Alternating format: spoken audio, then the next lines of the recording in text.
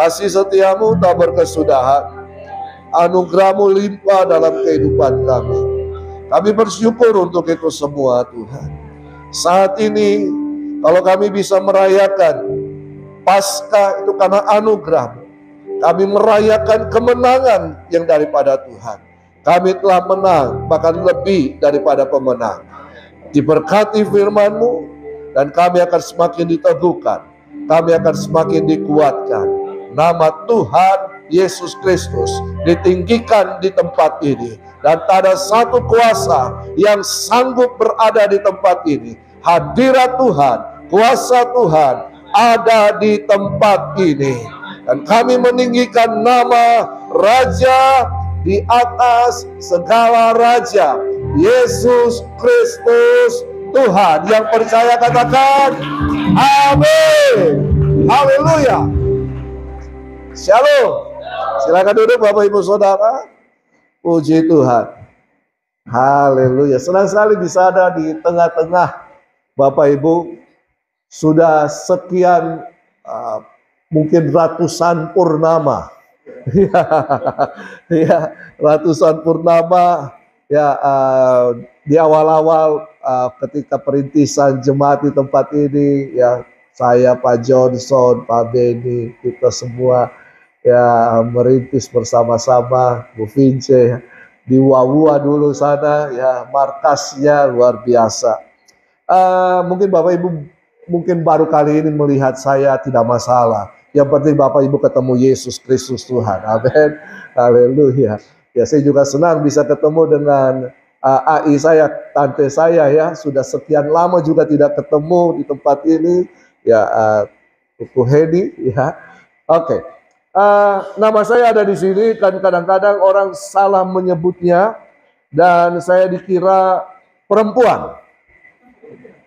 Ya, banyak mahasiswa saya sebelum ketemu saya mereka memanggil saya ibu. Waduh. Jadi ada yang menyebut saya Henince, ya macam-macam, Kobostam. Nah, tapi itu nama ya oke lah. Ya, tapi memang nama Heinze itu nama yang diberkati Tuhan. Loh, Hein dan C. Hein itu anak laki-laki yang disayang. Anak laki-laki, C itu yang disayang, betul kan Bu? Ya, Heinz itu anak laki-laki yang disayang. Nah, tapi Tuhan Yesus sayang saya. Tapi juga Tuhan Yesus sayang Bapak Ibu Saudara. Ya, haleluya. Yang penting nama kita dikenal Tuhan. Nah, ini yang penting ini ya. Oke, kita ada di perayaan Paskah sektor gabungan GBI Philadelphia. Wow, kasih persaudaraan. Haleluya. Dan Paskah itu menggambarkan kemenangan. Ya, kemenangan. Yesus telah menang. Dan ini yang kita rayakan. Ada wacana kemudian ingin mengubah hari itu, hari Minggu menjadi hari yang pertama. Tetapi tidak masalah, no problem. Karena memang kita merayakan kebangkitan Yesus, kemenangan Yesus setiap hari Minggu. Kenapa kita beribadah hari Minggu? Karena kita merayakan kemenangan Yesus yang telah bangkit dari maut, mengalahkan maut, bahkan merebut segala kuasa yang telah diambil oleh iblis, dikembalikan lagi kepada orang percaya. Haleluya. Nah, temanya adalah kebangkitannya membuat kita mengalami taman Eden di hidup ini. Wah, Bapak Ibu kalau mau melihat segala macam persoalan kehidupan, itu harus dimulai di taman Eden. Jadi segala macam persoalan kehidupan manusia itu harus kita selidiki dulu di awal di Taman Eden. Kita harus mengerti pokok persoalannya supaya kita bisa terus mengalami kemenangan demi kemenangan. Orang Kristen itu banyak yang jatuh bangun aku. Ya itu ya, jatuh bangun. Oleh karena coba kita lihat bersama Kejadian 3 ayat 23. Kejadian 3 ayat 23. Peristiwa ini adalah ketika Adam dan Hawa jatuh dalam dosa. Ya. Kejadian 3 ayat 23. Bapak Ibu punya gembala dan Ibu gembala pada pejuang. Ya. Para pejuang tangguh. Ya. bersama Pak Martin dan Ibu. Ini pejuang-pejuang tangguh ini, ya. Dan jemaat di tempat ini adalah para pejuang tangguh, saya percaya, ya. Oke, Kejadian 3 ayat 23. Mari kita baca bersama-sama. 1, 2, 3. Lalu Tuhan Allah mengusir dia dari Taman Eden, supaya ia mengusahakan tanah dari mana ia diambil.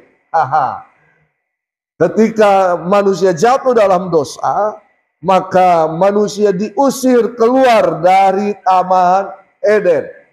Dan kemudian harus mengusahakan, harus bekerja dengan sangat keras. Dan untuk apa? Mengusahakan tanah dari mana ia diambil.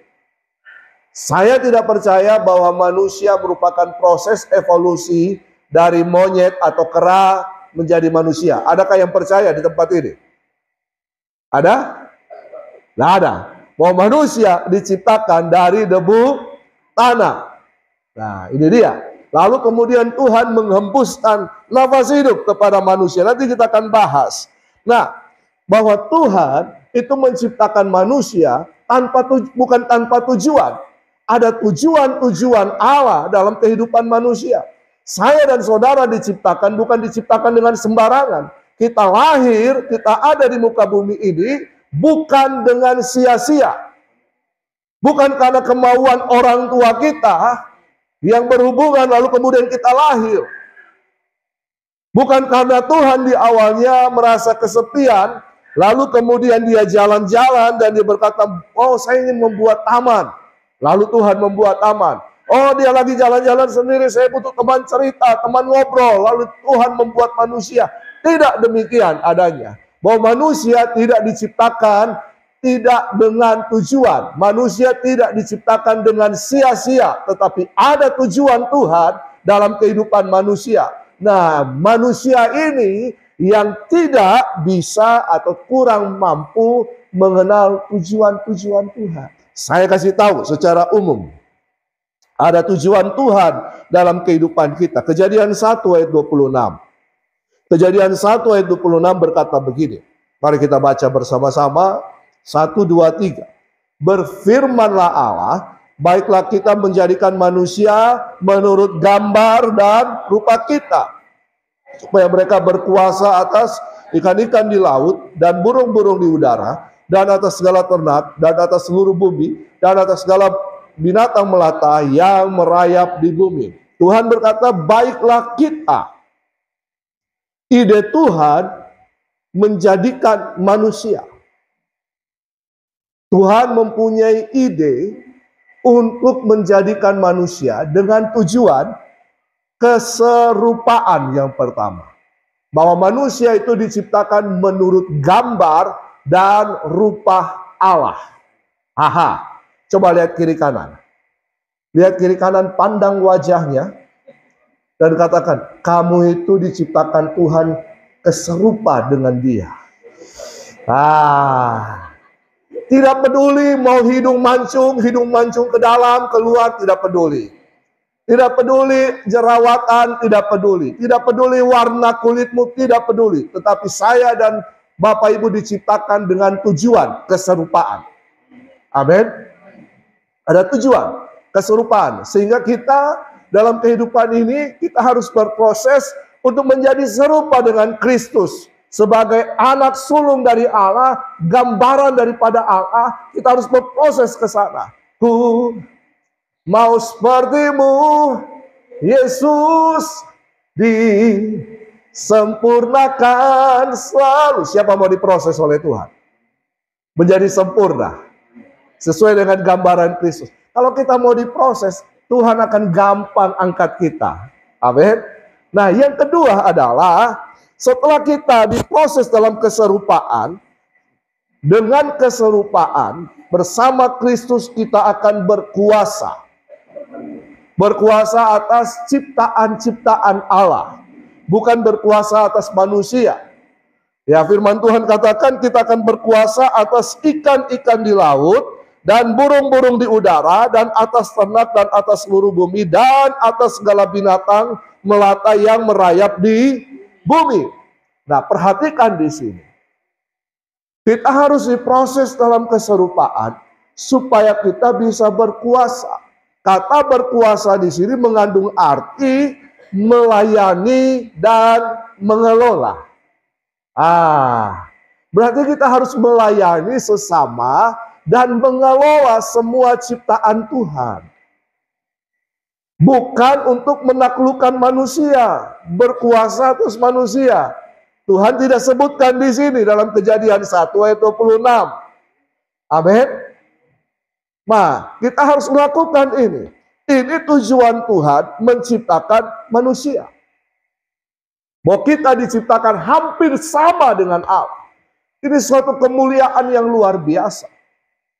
Nah, coba kita lihat. Lalu Tuhan menempatkan manusia itu di Taman Eden. Taman Eden. Coba kita lihat, apa arti Taman Eden? Taman Eden itu, jadi Tuhan itu membuat taman di Eden. Di sebelah timur. Taman Eden. Taman Eden itu berarti taman yang indah. Ya, taman yang indah, taman yang menyenangkan. Jadi kehidupan yang indah, kehidupan yang menyenangkan, kehidupan yang penuh sukacita, pleasure. Mau pergi mana? Pergi plesir. Iya kan? Jalan-jalan menikmati hidup. Itu Eden. Jadi Tuhan ingin sejak dari awal bahwa manusia itu bisa menikmati kehidupan yang Tuhan berikan. Ada sukacita, ada damai sejahtera, ada hal-hal yang indah yang manusia bisa nikmati. Tetapi juga Taman Eden itu berbicara tentang the presence of God, hadirat Allah. Jadi setiap orang percaya sebenarnya disertai oleh hadirat Allah. Coba kadang-kadang kita kan tidak sadar bahwa ada penyertaan Tuhan, hadirat Tuhan ada di dalam kehidupan kita. Nah, sekarang saya mau tanya Bapak Ibu. Bapak Ibu percaya Tuhan Yesus? Tuhan Yesus sekarang ada di mana? Tuhan Yesus ada di mana? Ada sekolah minggu, Tuhan Yesus ada di mana? Yesus di hati, tiada sukar, tiada sedih. Yesus di hati. Yesus ada di? Dia Tuhan, Dia Raja. Hadiratnya seharusnya mengelilingi kita. Yesus berkata, aku di dalam kamu, kamu di dalam aku. Amin. Aku di dalam kamu, kita percaya Yesus, Yesus ada di dalam kita, dan kita dikelilingi oleh Yesus. Hadirat Tuhan. Sehingga kemana-mana, hadirat Tuhan itu menyertai kehidupan kita. Kalau Tuhan menyertai kita, siapakah lawan kita, kata firman Tuhan. Kalau Tuhan menyertai kita, maka Tuhan akan memberikan kemenangan demi kemenangan dalam kehidupan kita. Tapi masalahnya kenapa banyak orang percaya jatuh dan tidak berkemenangan. Nah, kita akan lihat sebentar. Oke. Nah, jadi Taman Eden menggambarkan kehidupan yang menyenangkan. Nah, manusia ditempatkan di Taman Eden untuk apa? Mengusahakan dan menjaga taman itu. Coba kita lihat. Kejadian 2 ayat 15. Kejadian 2 ayat 15. Di situ dikatakan bahwa Tuhan Allah mengambil manusia itu dan menempatkannya dalam Taman Eden untuk apa? Mengusahakan dan memelihara taman itu. Jadi ada dua hal yang dikerjakan manusia di Taman Eden. Yang pertama apa? Mengusahakan, lalu kemudian memelihara, mengelola taman itu. Ada dua hal. Mengusahakan dan mengelola taman itu. Nah, kalau kata usaha berarti apa? Usaha sama dengan bekerja kan? Bekerja kan? Iya kan? Bekerja toh? Kalau ketika kita berusaha, kita bekerja, ada hasil yang kita dapatkan. Betul kan? Nah, coba kita lihat arti daripada mengusahakan. Pelan-pelan saya akan bawa Bapak Ibu dan Allah pahami dengan baik. Ya, perhatikan dengan baik, ya. Kenapa sampai kita kehilangan Taman Eden dalam hidup kita? Dan bagaimana supaya Taman Eden itu bisa kembali dalam hidup kita? Mengusahakan. Kata mengusahakan ini ada dua kata di sini. Yang pertama memakai kata abad dalam bahasa Ibrani. Ya, jarang pendeta khotbah pakai bahasa Ibrani ya. Nah, ini dia. Nah, kata abad. Apa itu abad? Abad itu berbicara tentang Levitical service, pelayanan keimamatan.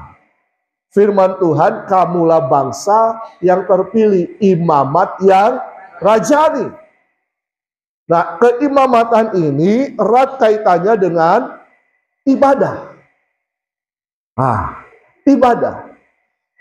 Ibadah itu apa? Apakah hari Minggu setiap kali Minggu kita beribadah? Iya, tapi itu bukan ibadah, itu kebaktian. Bagaimana dengan ibadah? Ini dia. Lalu kemudian dari kata abad ini berkembang menjadi avoda. Avoda ini mempunyai akar kata abad. Avoda, aboda, ibadah. Perkembangan bahasanya. Nah, avoda itu mengandung arti bekerja dan beribadah. Katakan avoda. Artinya bekerja dan beribadah. Jadi di Taman Eden kerja dan ibadah itu equal, sama. Di Taman Eden Bapak Ibu bekerja, itulah ibadah. Ketika kita beribadah dinyatakan lewat pekerjaan. Jadi tidak ada pemisahan antara hal yang rohani dan hal yang sekuler. Kerja di mana? Di kantor ini. Kerja di mana? Di kantor ini, di bank ini, di pemerintah ini. Itu merupakan tempat ibadah kita.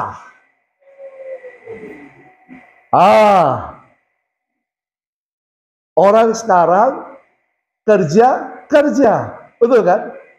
Tidak apa-apa lakukan penyelewengan, kan namanya kerja. Nanti hari Minggu baru kudus-kudus Tuhan. Setelah hari Minggu, kudis-kudis aku. Tobat. Tobat dan kumat. Nah, di Taman Eden, Tuhan sudah mendesain sedemikian rupa bahwa bekerja itu adalah ibadah. Ibadah adalah bekerja. Dan ini terjadi setiap hari. Ibadah itu setiap hari. Nah, ketika saudara bekerja, itulah penyembahan saudara. Kalau begitu bagaimana di hari Minggu kita angkat-angkat tangan? Iya, itu juga penyembahan saudara. Tetapi yang lebih diutamakan ibadah setiap hari. Dan dalam inilah proses keserupaan, kata firman Tuhan. Latihlah dirimu beribadah. Kata ibadah di sini memakai kata eusebia, Christ-like. Keserupaan dengan Kristus. Keserupaan dengan Allah. Dari mana kita bisa menjadi serupa dengan Allah? Diproses lewat pekerjaan kita. Lewat ibadah kita.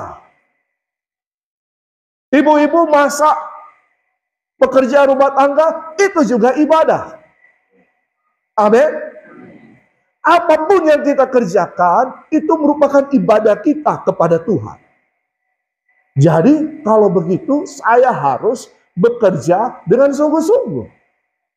Saya harus bekerja dengan tujuan memuliakan Tuhan. Tetapi sekarang ini, banyak orang Kristen yang mengesampingkan bekerja, hanya duduk mau berdoa, puasa saja, cari Tuhan saja. Tidak salah. Tapi firman Tuhan katakan bukan hanya itu. Doa penting, berpuasa penting, tapi lebih penting lagi ketika kita melakukan bekerja. Oh, jadi apapun yang Tuhan percayakan kepada kita, kalau kita kerjakan dengan sungguh-sungguh, Tuhan akan melipat gandakan.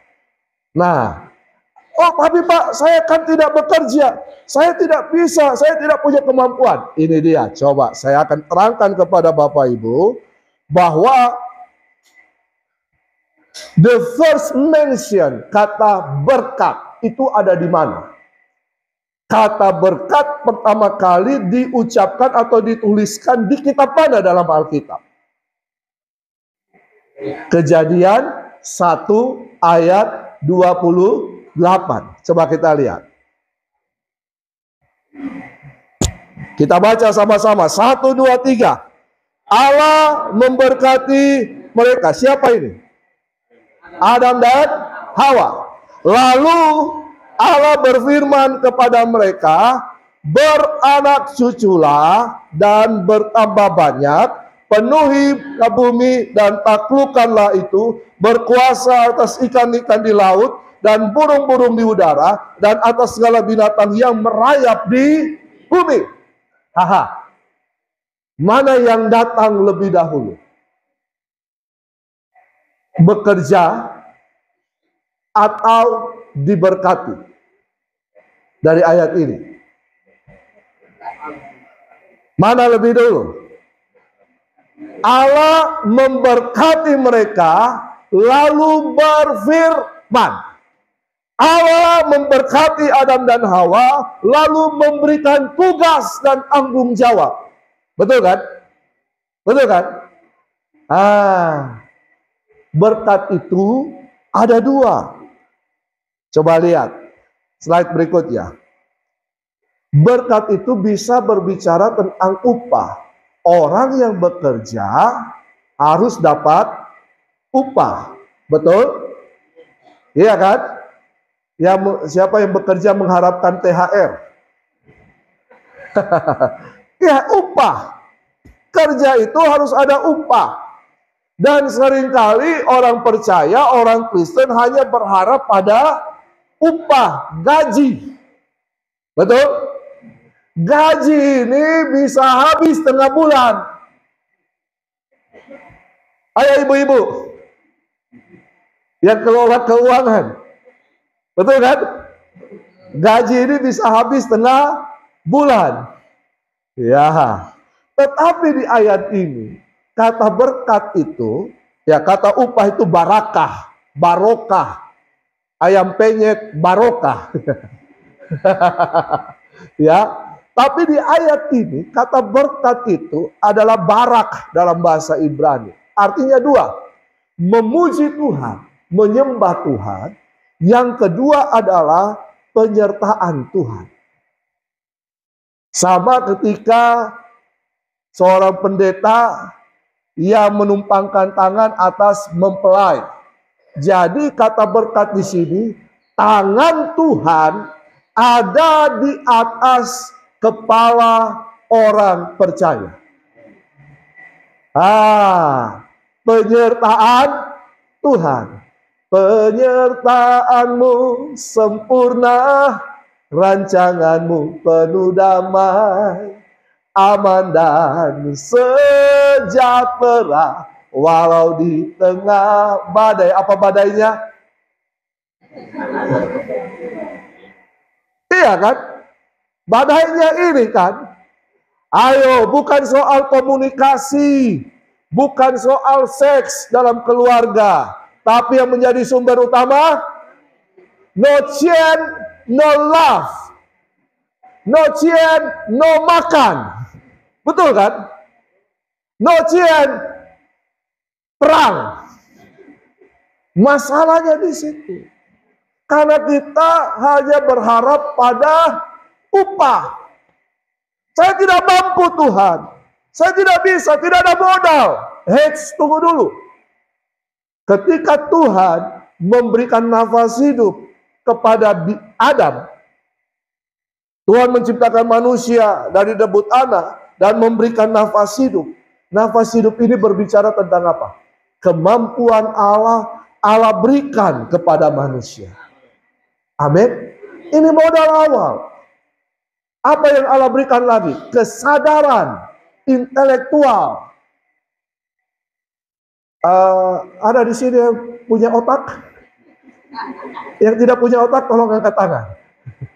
Tuhan beri otak ini, otak, kesadaran.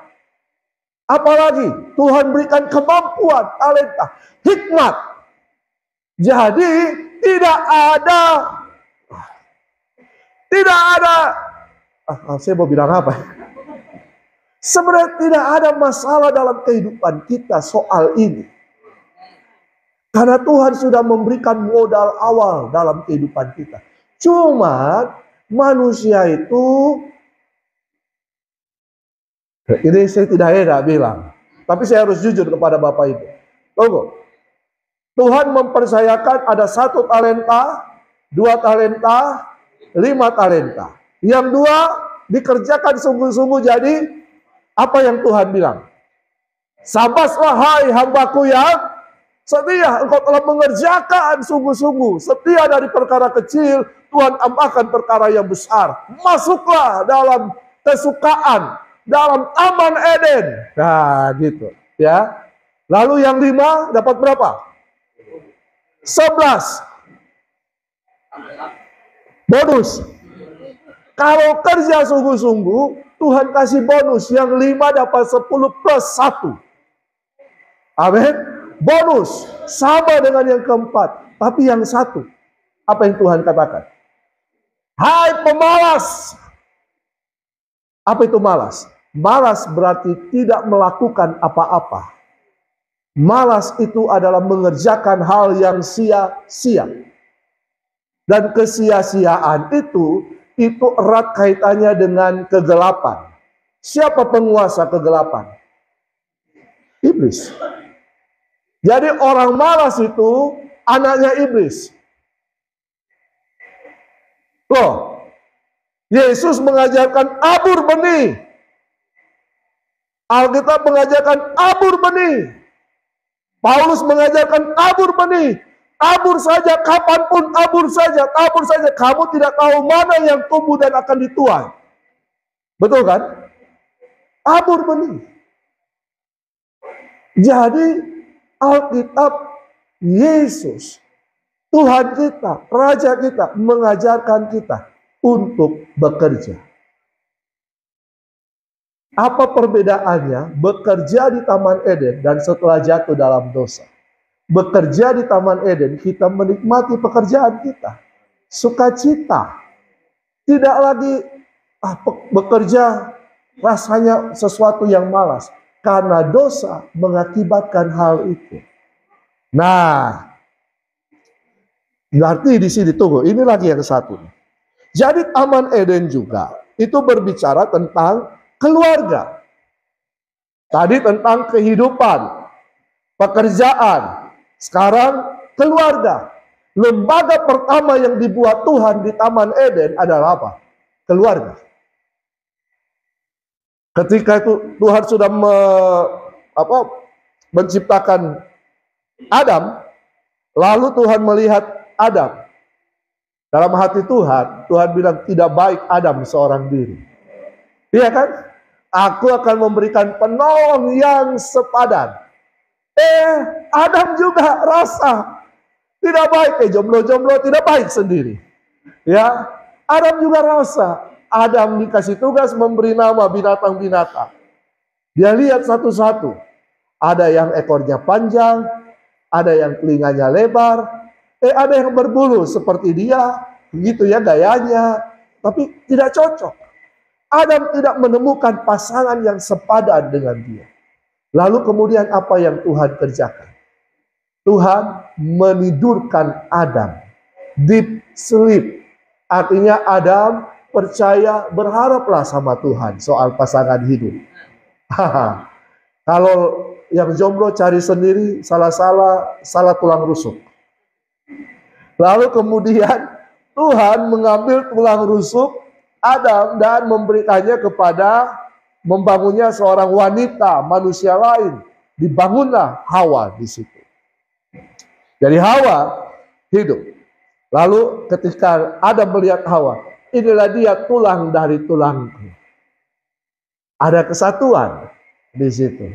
Nah, tapi yang saya ingin katakan di sini, bahwa tulang rusuk itu, ketika saya pelajari artinya, itu memakai kata silo. Silo. Bukan ribs. Ya, ribs lah. Oke, tapi silo. Silo ini secara literal berarti tubuh. Tetapi secara figuratif itu berarti leaf atau daun pintu. Jadi ibu-ibu dengarkan baik-baik, bapak-bapak juga. Wanita itu adalah daun pintu. Menurut Alkitab, kalau rumah tidak ada pintu, apa yang terjadi? Orang bebas masuk, maling bebas masuk, binatang juga bebas masuk. Berarti apa artinya pintu ini? Pelindung bagi keluarga. Wow. Ibu-ibu adalah pelindung bagi keluarga. Makanya kalau suami, ibu-ibu punya kepekaan yang luar biasa. Kalau suami mulai macam-macam, ibu-ibu pasti tahu itu. Betul kan? Tapi juga ada kelemahannya. Kalau semua berkat yang suami terima dikasih kepada ibu, pintunya langsung terkunci. Betul? Tapi dengarkan baik-baik. Ibu-ibu merupakan pelindung. Kenapa ular si iblis itu menggoda Hawa? Kenapa? Karena dia tahu kuncinya. Dia tahu kuncinya. Makanya dia goda Hawa. Lihat, dia goda Hawa, Adam juga ikut jatuh. Kalau ibu-ibu tidak kuat, penolong itu adalah seseorang yang lebih kuat daripada yang ditolong, kan? Kalau ibu-ibu tidak kuat, keluarga hancur, berantakan. Luar biasa ibu-ibu ya. Bapak-bapak, kasihilah istrimu, supaya ibu-ibu itu tetap tunduk, bukan menanduk. Amin. Coba bapak-bapak, anak-anak, kalau di rumah mama-mama lagi masalah, lagi datang sakit giginya, apa yang terjadi? Satu rumah menderita. Iya kan? Betul kan? Betul tak kuku? Satu rumah menderita. Betul tak ibu? Satu rumah akan menderita. Tapi di sini kepala, kenapa sampai bis akhirnya wanita ingin menguasai semuanya ketika jatuh dalam dosa.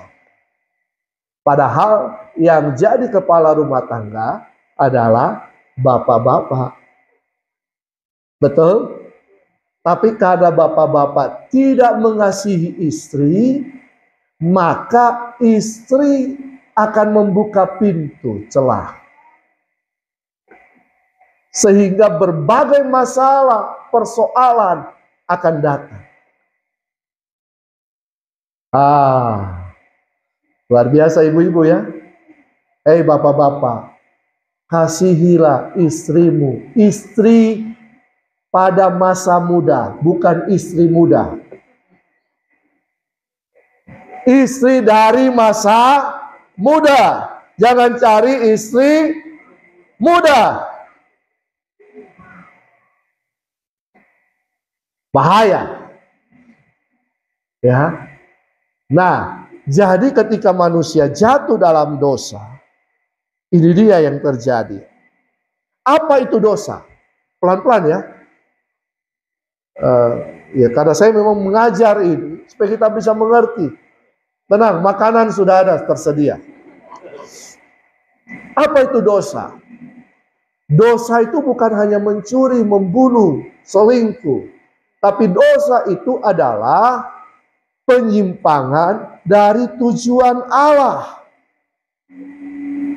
Apa tujuan Allah dalam kehidupan manusia? Keserupaan, dan dalam keserupaan itu memerintah, berkuasa bersama Tuhan.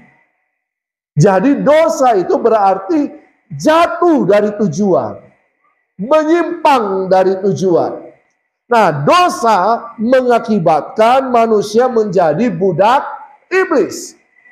Sehingga apa yang ingin manusia lakukan, baik itu perbuatan baik, tetapi ujung-ujungnya adalah melakukan kehendak iblis.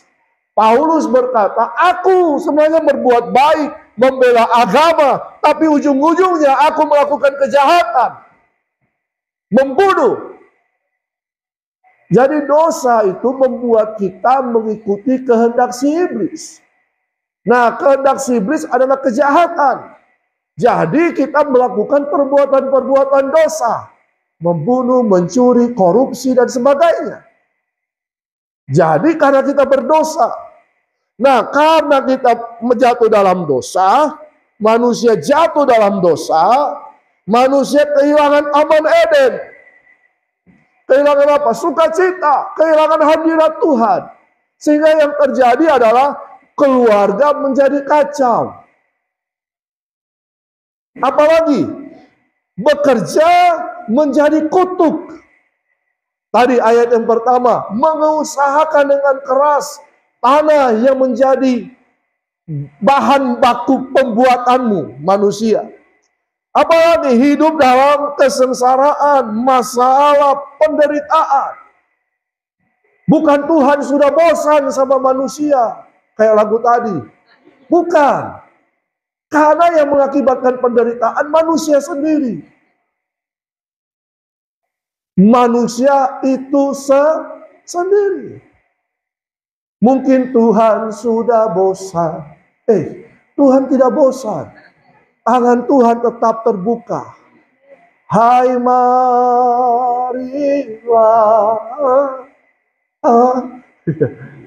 Datang, tangan Tuhan terus terbuka. Manusia tidak dipilih untuk dibinasakan. Tapi manusia dipilih oleh Tuhan untuk melakukan tujuan-tujuan dan kehendak Tuhan. Tapi manusia memilih dirinya untuk dibinasakan. Oh ya, Tuhan tidak pernah memilih manusia untuk dibinasakan. Kalau ada yang berkata ada manusia yang dipilih untuk diselamatkan dan ada yang dipilih dibinasakan, bullshit. Karena firman Tuhan katakan, walaupun satu ekor domba tersesat, 99 aku tinggalkan, aku cari yang satu itu. Tuhan tidak pernah meninggalkan. Kayak ada lagu, Tuhan tak pernah tinggalkan. Tuhan tak pernah tinggalkan. Nah, tetapi ini hal yang sangat luar biasa. Walaupun manusia sudah jatuh dalam dosa, karena begitu Allah cinta dunia hingga diberikannya anaknya yang tunggal, supaya yang percaya jangan binasa, melainkan dapat hidup kekal. Walaupun manusia sudah tersesat, jatuh dari tujuan, Allah Bapa mengutus Sang Firman berinkarnasi menjadi Yesus Kristus. Sang anak. Kenapa dikatakan sang anak? Karena keluar dari Allah. Sang anak ini kemudian mati di atas kayu salib untuk menebus manusia dari dosa. Untuk menebus manusia dari dosa. Siapa yang ditebus? Manusianya, bukan dosanya. Kita sering bilang menebus dosa manusia. Berarti yang ditebus dosa. Tetapi Tuhan menebus manusia dari dosa. Artinya apa? Dosa adalah jatuh dari tujuan. Dosa adalah menyimpang dari sasaran Tuhan. Sehingga penebusan itu berbicara tentang keselamatan Allah. Allah mengembalikan manusia kepada tujuan awal penciptaan. Apa tujuan Allah penciptaan? Keserupaan dan berkuasa. Nah, ketika manusia diselamatkan, kita kemudian terjadi proses lahir baru, manusia mengenakan DNA Kristus. Wow, firman Tuhan katakan begini, kalau kamu tidak dilahirkan kembali dari air dan roh, kamu tidak akan melihat kerajaan Allah. Ini Yesus sendiri katakan kepada Nikodemus. Kalau kamu tidak dilahirkan, bagaimana aku harus keluar dari rahim ibuku? Kalau kamu tidak dilahirkan dari air dan roh, kamu tidak akan masuk dalam kerajaan Allah. Lahir baru, proses bertobat, terima Yesus, percaya Yesus, dibaptis, lahir baru kehidupan kita. Berarti kita sekarang adalah anak-anak Allah. Kita anak-anak Allah karena proses daripada kelahiran baru itu. Saudara dulu jatuh dalam dosa, hidup dalam dosa, menjadi budak iblis. Dikembalikan posisinya lewat keselamatan yang Yesus kerjakan. Kembali kepada tujuan, kembali menjadi anak-anak Allah. Taman Eden seharusnya terjadi dalam kehidupan kita. Karena Yesus telah mengalahkan kutuk dosa. Amin. Karena Yesus telah mengatakan kutuk maut. Yesus adalah pemenang. Sehingga kehidupan kita, kalau kita sungguh, tapi kenapa Pak? Saya sudah percaya Yesus, saya sudah terima Yesus, tapi banyak masalah. Saudara, firman Tuhan katakan, Roma 8 berkata, tidak ada lagi penghukuman ketika kita ada dalam Kristus. Tetapi kalau kita masih mengalami itu, karena kita masih hidup di dalam daging.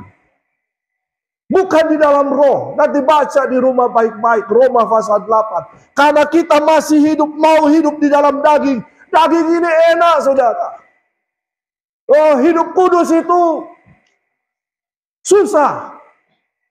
Tetapi justru karena ada aturan main, kita bisa melakukannya dengan baik. Ada firman Tuhan menolong kita. Kalau saudara terus hidup dalam kedagingan, maka daging akan menyeret kita kembali menjadi budak iblis. Sehingga ketika kita kembali menjadi budak iblis, bukan taman Eden, tetapi neraka yang akan kita alami. Neraka tidak disiapkan untuk manusia. Neraka disiapkan untuk iblis. Tapi banyak manusia yang mau menjadi seperti iblis. Maka tempatnya di neraka. Jadi kenapa kita masih ada dalam masalah persoalan terus menerus hal-hal yang begitu? Karena kita tidak menyadari posisi kita. Kita tidak menyadari bahwa kita sebenarnya telah ditebus oleh darah Kristus yang mahal. Kita telah dikembalikan kepada posisi yang semula. Kita dikembalikan menjadi anak-anak Allah. Kita dikembalikan menjadi warga kerajaan Allah. Kita dikembalikan menjadi imam dan raja dalam kerajaan Allah. Saudara punya otoritas dan kuasa. Tapi saudara lupa untuk menggunakannya. Saudara, di dalam saudara ada Yesus. Tetapi saudara membiarkan Yesus tertidur di buritan. Sehingga saudara tidak mengalami hadirat Tuhan setiap hari. Tidak perlu lagi hadirat Tuhan. Kami nantikan hadirat Tuhan ada di tempat ini. Justru saudaralah pembawa-pembawa hadirat Tuhan. Dimanapun saudara berada. Saudara tidak mengerti mungkin bagaimana harus bekerja. Tuhan memberikan hikmat, kemampuan. Saudara tidak tahu mungkin bagaimana harus memulai suatu bisnis atau usaha. Tuhan menolong saudara untuk melakukannya. Buktinya pada waktu pandemi. Ayo, ibu-ibu yang tidak tahu masak. Bisa tahu masak sekarang kan? Betul kan? Malah jualan kan? Betul kan? Dari ketiadaan. Tidak ada modal, tapi ada ini. Tidak ada modal, tapi ada ini. Tidak ada modal, tapi ada ini. Tidak ada modal, tapi Tuhan memberikan hikmah. Manusia itu diberikan talenta. Manusia itu diberikan potensi. Tapi kita kadang-kadang malas untuk mengerjakannya. Makanya kita tetap tinggal dalam keterpurukan. Karena itu hari ini bertobatlah dari cara pikirmu. Bahwa jangan hanya minta berkat, berkat, berkat. Tuhan sudah memberkati engkau. Dan Tuhan sudah menyertai engkau dengan berkatnya. Tinggal kita melakukannya. Orang Kristen tidak pernah dididik. Orang warga kerajaan Allah tidak pernah dididik untuk minta-minta. Tapi firman Tuhan katakan, orang benar akan memberi. Orang benar akan hidup oleh imannya. Amin. Karena itu mari siapapun kita, anak-anak, remaja, para pemuda, orang tua, mari dengarkan firman Tuhan baik-baik. Jangan kita tetap tinggal dalam keterpurukan kita. Saudara adalah anak-anak sang raja. Raja kita adalah pemilik alam semesta. Tuhan tidak punya duit. Tuhan tidak punya yen. Tapi Tuhan punya langit dan bumi dan segalanya. Makanya di awal kita disuruh apa? Kelola. Apa yang dikelola? Ikan-ikan di laut, burung-burung di udara, segala binatang yang melata, seluruh bumi. Itu jadi modal pengelolaan kita. Karena itu, lewat Paskah, Yesus mengembalikan itu semua kepada orang percaya. Kematian Yesus membawa kita kembali kepada posisi kita. Jadikan Taman Eden dalam kehidupanmu. Jadikan Taman Eden dalam pekerjaanmu. Jadikan Taman Eden dalam keluargamu. Apa itu Taman Eden?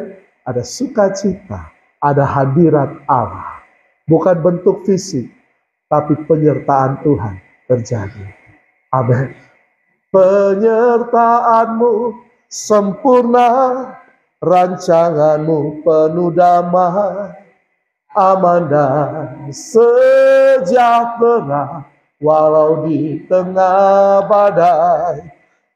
Ingin ku selalu bersama, nyatakan arti kehadiranmu Tuhan. 1 Petrus 2 ayat 16. Hiduplah sebagai orang merdeka, dan bukan seperti mereka yang menyalahgunakan kemerdekaan itu untuk menyelubungi kejahatan-kejahatan mereka, tetapi hiduplah sebagai hamba Allah yang ingin hidupnya dipulihkan oleh Tuhan. Bangkit berdiri. Kita sudah dimerdekakan dalam Kristus Yesus.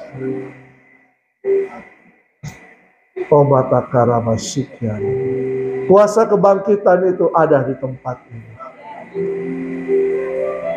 Matius 28 berkata, kepadaku telah diberikan segala kuasa. Exousia itu kuasa yang diambil oleh iblis dari manusia. Yesus ambil kembali. Dan kuasa itu diberikan kepada orang percaya.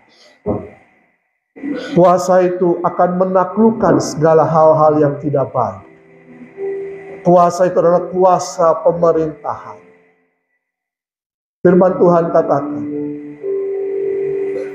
1 Kisah Rasul 1 ayat 8. Tetapi kuasa itu akan turun ke atas kamu kalau kamu penuh dengan Roh Kudus.